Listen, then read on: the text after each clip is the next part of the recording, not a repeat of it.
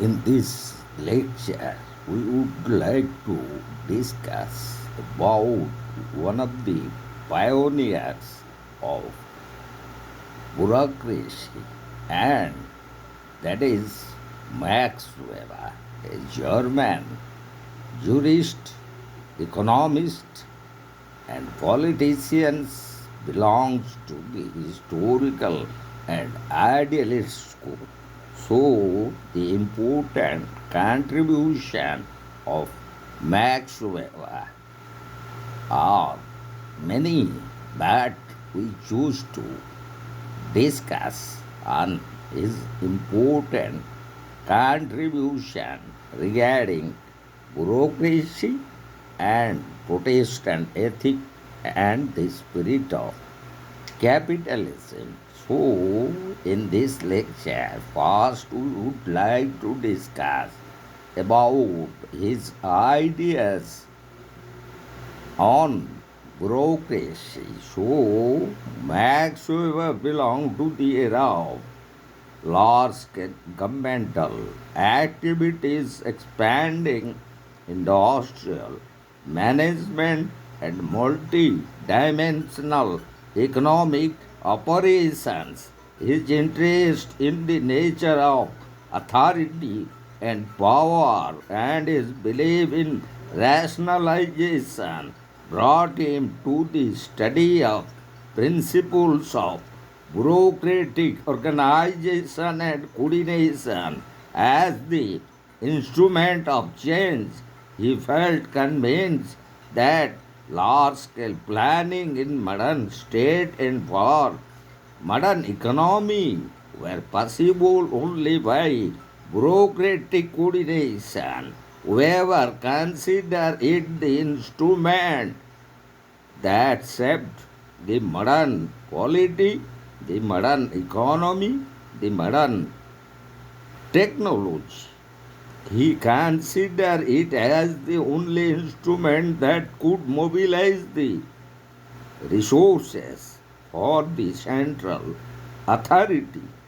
He did not, however, disregard its dysfunctions.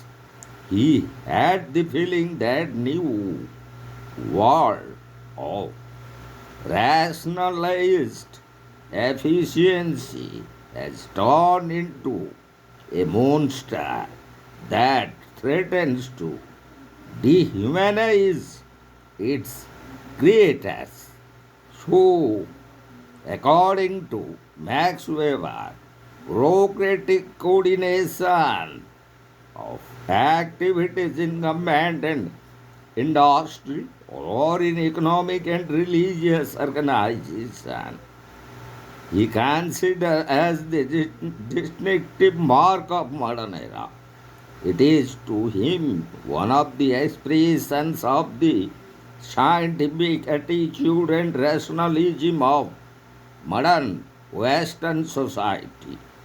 Of the two administrative forms, as such, the patrimonial and bureaucratic, he considered the bureaucratic as the scientific arrangement of administration and the rationally acceptable. It is organized according to rational principles, such as officers are ranked in a hierarchical order or appointed according to specific procedure, and its operation is characterized by impersonal rules. Every one of the offices allotted specific functions and his authority is well defined. Holder of the office is as much bound by impersonal rules as he himself issues impersonal orders. It is obeyed by the officer in his capacity as a member of the corporate body. Hence, according to waiver, it follows that there is an obligation to obedience only within the sphere of the rationally delimited authority which in terms of the order has been conferred upon him. So, this is how Max Weber explained his ideas of modern bureaucracy, and now we'll discuss the salient features that, as Max Weber explained, that it is one corporate body and there is a division of labor, and we found the principle of hierarchy and also technical training and strict and systematic discipline. So, among the salient features, we have selected only 10 important salient features of Max Weber's bureaucracy. So, the first one is it is a corporate body bound by rules. And the second salient feature is an officer has specified functions to perform. He has to perform functions under the system of division of labor. The holder of the office has the necessary authority to carry out these functions, coupled with necessary power. And the third most important salient feature is that the organization follows the principle of hierarchy. Each lower officer is bound to the authority of his superior. So, the fourth important salient feature is that adequate technical training qualifies a person to be a member of modern bureaucracy. The members are appointed, not selected, and not elected.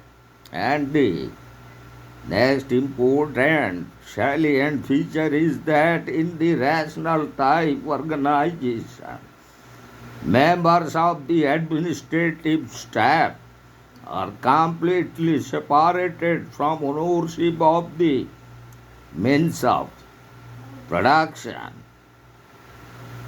And the sixth important salient feature of modern bureaucracy, according to Max Weber, the administrative acts, discussion, and rules are formulated and recorded in writing, even if they may have been oral discussions.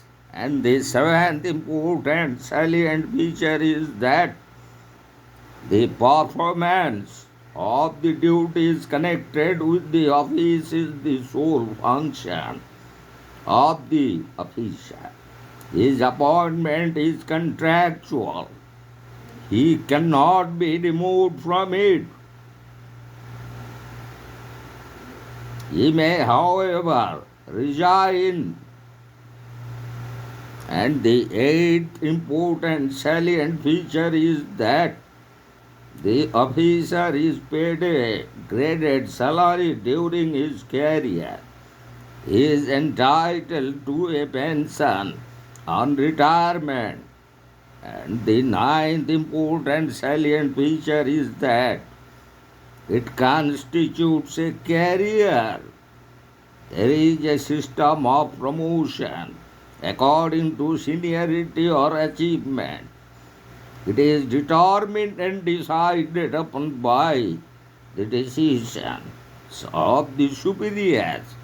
And the last or the 10th important salient feature of modern bureaucracy is that an officer is subject to strict and systematic discipline and control in the conduct of the office.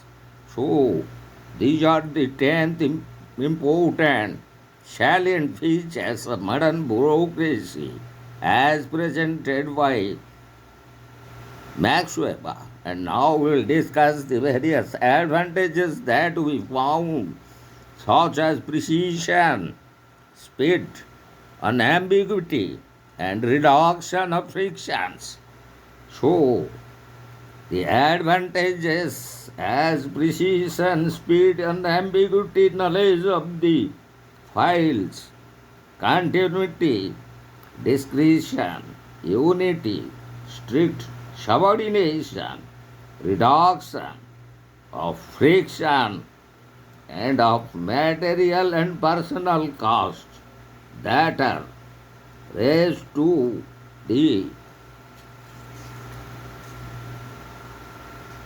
optimum point in the strictly bureaucratic administration, and especially in its monocratic form, as compared with all collegiate, honorific, and avocational forms of administration. Trained bureaucracy is superior on all these points.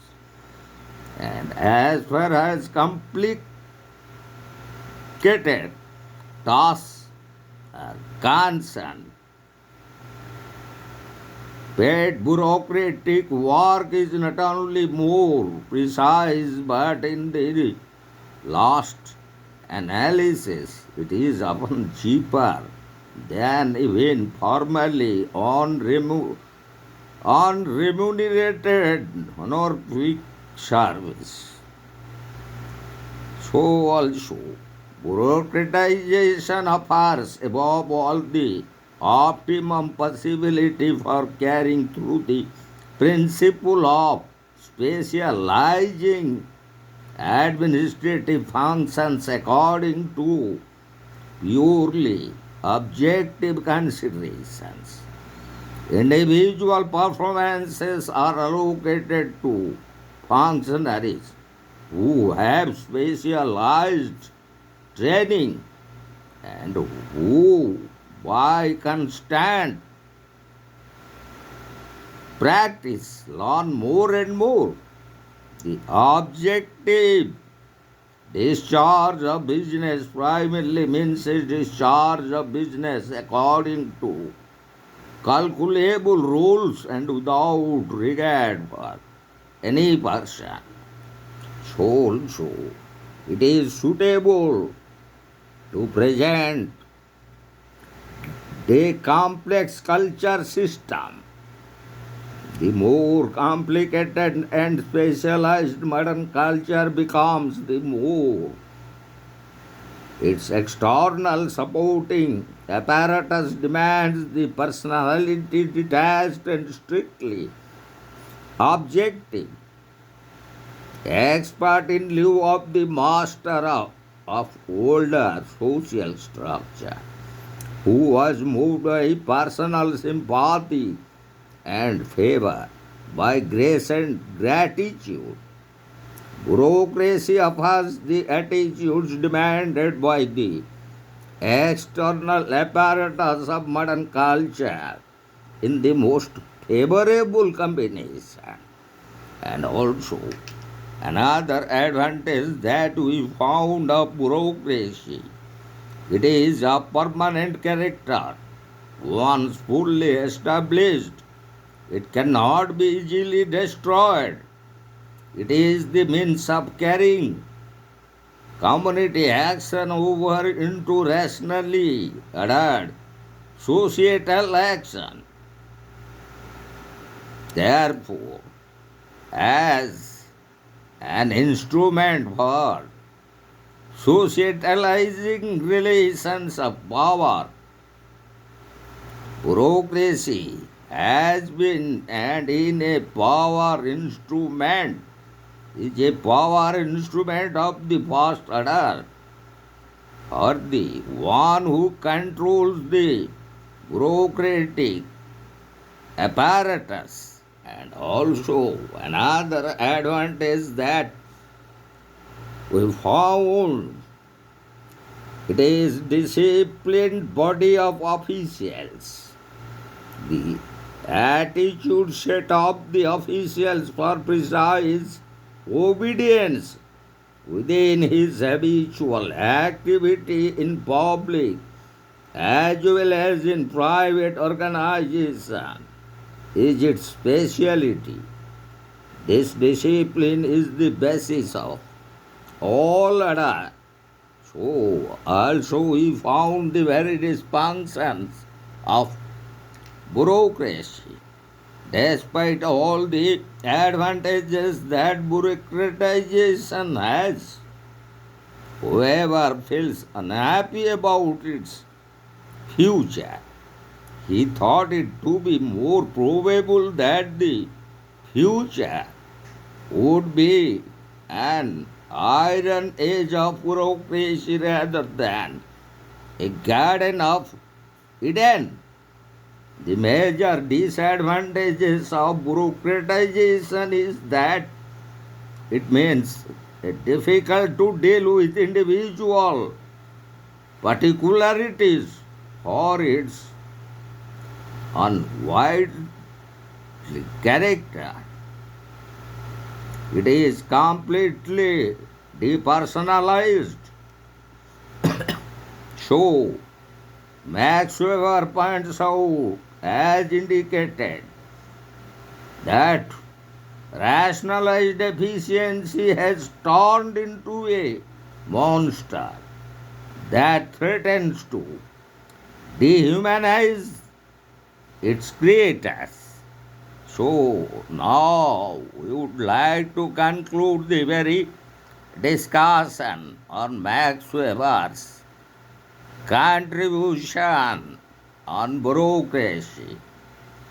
So there is now no end to this bureaucratization and rationalization. According to Weber, the problem which besets us now is not how can this evolution be changed, or that is impossible, but what will come of it? It is well recognized that it has given an extreme mechanical character to administration.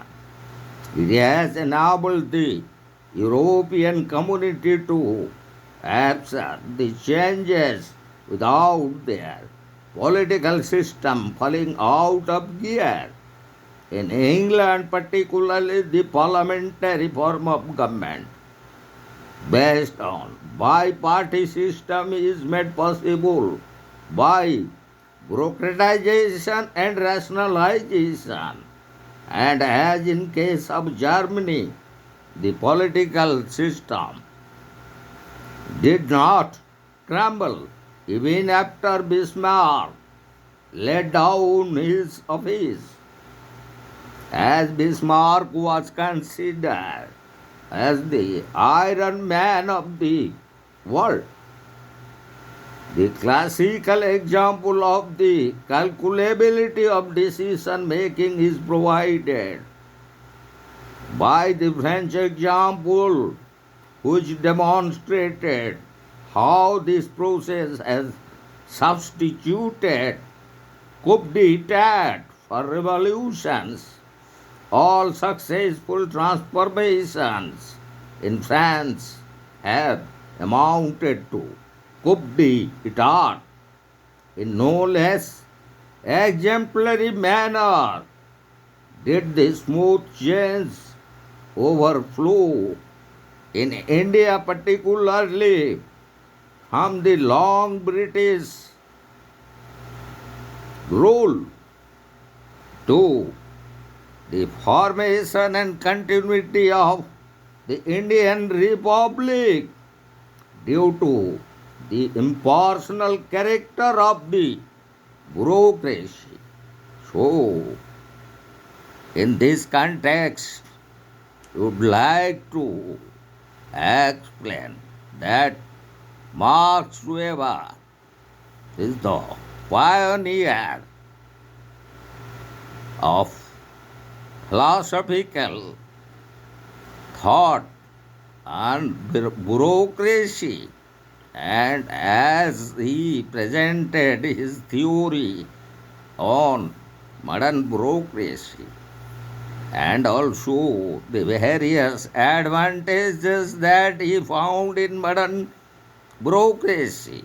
So also the very dysfunctions, and exactly as we want to conclude about the very future of bureaucracy, as whoever points out that rationalized efficiency has turned into a monster that threatens to dehumanize its creators. So, in our next upcoming lecture, we would like to discuss another important contribution of Max Weber, and that is Protestant ethic and the spirit of capitalism.